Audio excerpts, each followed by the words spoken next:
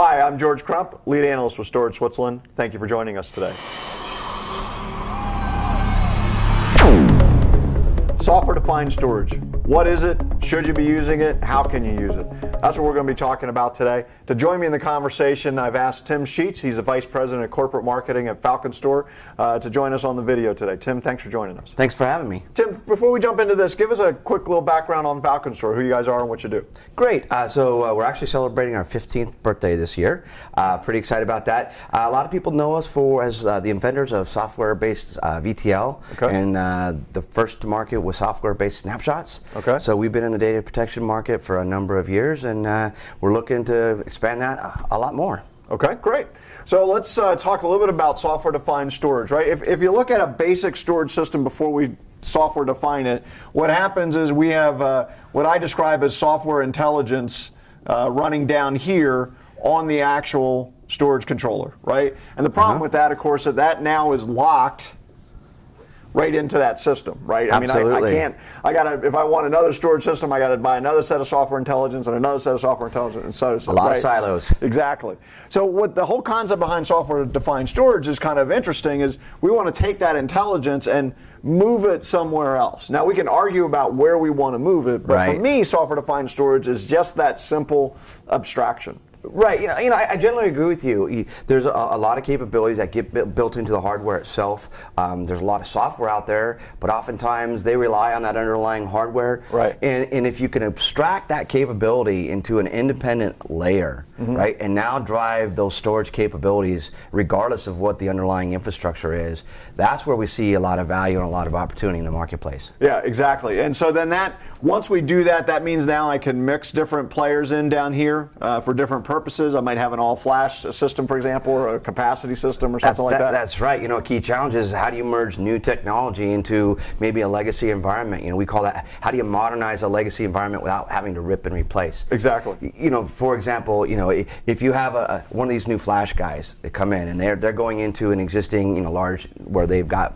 some of the, we'll call them one of the big three storage iron guys, right? You know, how do they not only get in, move the data over, but now how do I manage that data without yet another set of siloed tools to use? But more importantly, now how do I drive consistency in those data services across the platforms?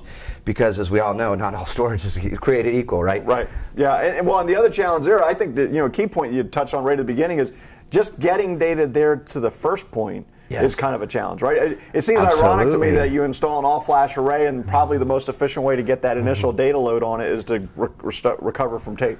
Right, you know, so you know, kind of crazy. Isn't it? So the now, I think if you look at some of the challenges, because this sounds too good to be true, right? And so if you look at some of the challenges with software-defined storage, what do you guys identify as some of these issues?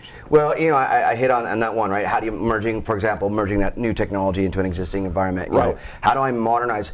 In other words, companies make a lot of investments, a lot of time, a lot of cost, a lot of operations, a lot of processes around their infrastructures. And so they want to get the most out of that. And as obviously we move forward, not all of that legacy infrastructure always has the modern capabilities. Right. How can we help people prolong those investments yet get those capabilities? Software-defined storage might be a way to help them do that because, again, you're abstracting the services from the underlying hardware. We talked about, you know, how do I move data? Right? Data movement in and of itself, not only from like-to-like platforms, but now how do you go across disparate platforms? Right. Not only by brand, but by type, and now location. And for example, if I'm a service provider today, right, you know, I've got to go get data from that customer's premise to my premise. How do I do that efficiently? You know, one of the hidden costs here, right, is the whole network, the cost of network to move that data. Yeah, absolutely. So not only is it being able to control the movement of data, but how do you optimize it so you help people address the WAN costs? Because in a typical data center, you know, that can be as much as, you know, 30 to 40% of their total overhead just for the network. Exactly. Yeah. And then lastly, right, is, you know, we talked about it a little bit. How do you begin to eliminate these silos? If you've got 3, 4, 5, 6 or more different types of storage platforms, not only do you not want to have to manage each one of those individually, that's a challenge operationally. Right. But you also have to think about, now, how do I have a common sense of tools and capabilities so that I can provide a more consistent service out to, you know, my internal clients, right? Whether it's the applications or OSs. Right. Yeah, I agree with that. And I think that as we move into the software-defined era, there's another set of challenges that we've identified, is that a lot of software-defined solutions want to eliminate our legacy storage, right? They want to come in and say, okay, install all brand new storage. Great, yeah, greenfield. How realistic is that in every case? Yeah, well, thanks for nothing, right? And so that's a challenge, right? And then the other big thing is we see today in a lot of the software-defined solutions is they kind of do a little bit, but not everything, right? And so they don't have the complete, they don't have complete platform, like they only work in one particular hypervisor, or they don't have all this particular features or things like that. Do you guys see that as well? You know, that's just the reality of where we are. Not, you know, no two things are created equal, right? Just like your cars, you know, not all cars have the same capability and feature sets. Right. So to be able to bring in that abstraction layer from a software point of view and now have consistent capabilities across your infrastructure, we think is a huge advantage. And what infrastructures guys are asking for.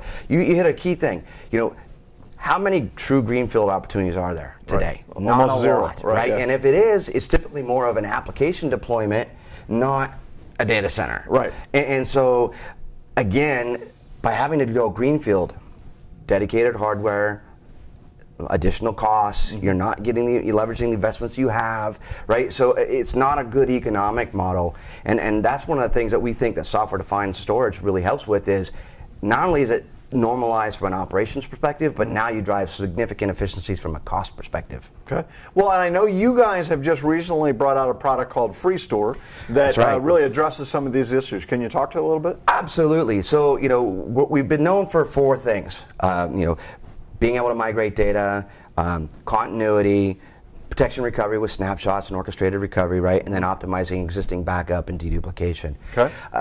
There's a lot of point solutions that do that today. What we've done is we've actually merged all that together onto a common platform. And mind if I write here? Sure, right? So what we've done is really at a software layer, we're using some of our virtualization technology to, you know, to create that intelligent abstraction layer, right? And what that allows us to do is take the underlying storage, regardless of type, right? iSCSI, fiber channels, spindles, flash, tape, you know, create a pool of storage. And then in that pool, we can now orchestrate the provisioning of the storage and apply common data services based on what the use case is and what the requirement is, and allow customers to turn those services on or off as they need them, so that they have a much more efficient approach. For example, if they want to migrate data, we talked about service providers. Okay, let's take this as a scenario. They can install FreeStore. They can put all their storage behind it, or whatever storage they so choose. Now they need to migrate data from a customer site into their hosted center. They can turn those on, make the replication happen, migrate the data over, turn it off. Okay, now that customer says, you know what, I have a new financial system that I need to have. It's got to have high performance storage, so probably flash makes sense. It has to be always available. I have to have active, continuous operations. Great.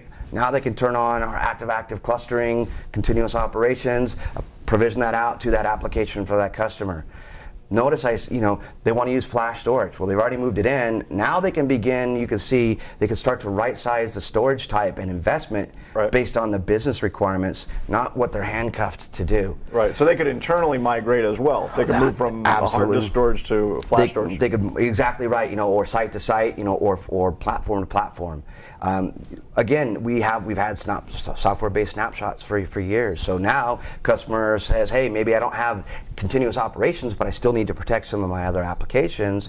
Now that service provider with a common set of tools, regardless of where the customer is, he could protect at the customer, synchronously replicate back or asynchronously replicate back. He's got a choice of doing either or, right?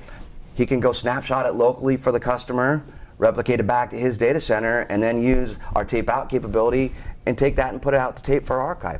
Now we just enabled that service provider in this example to have a whole collection of tools on a common platform, one view, to now manage regardless of what the environment is at the customers or what he's doing behind the scenes. So we see that in terms of flexibility. You know, you could think of it as now if I'm an enterprise or a large enterprise, maybe I have 4 or 5 different sites that I have to manage.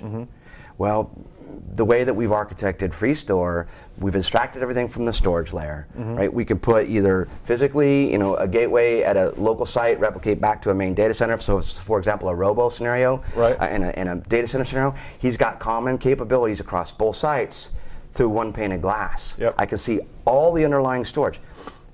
Maybe I've got 6 or 7 different storage vendors that I'm using. Over time, it happens, right? You know, now I can see what storage I've pulled in. Right. I can see what's the performance between my layer and the storage itself. So is there an issue on the underlying storage? I can't manage that, but I can see what's the capacity, what's the utilization, what's the performance, what's the connectivity, is there a problem? I don't have to go platform by platform by platform. I get an aggregated view through one pane of glass. If we go back to those 4 challenges that we talked about earlier, you know, modernizing a legacy data center, you can see how you can now add data services regardless of the platform. You want to merge in new technologies. I can now pull flash in, move my data over from disk onto that new flash array, orchestrate the proper services. Right? If I want to help move the data from site to site, platform to platform, we can do that. And we can now see and manage through that single pane of glass from the underlying hardware all the way up through orchestration to the application.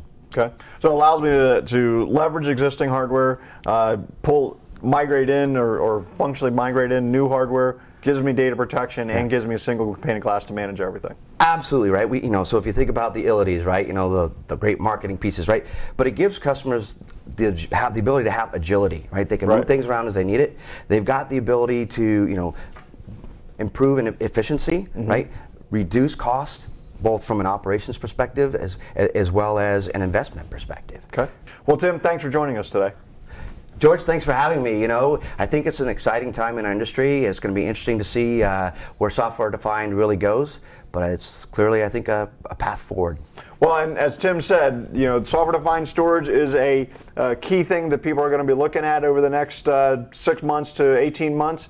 But what you really got to do is look for solutions that can leverage your existing infrastructure, that can allow you to migrate in or build in new capabilities as they come online, but yet keep a normalized set of storage services, while at the same time giving you a single view to all the devices in your environment.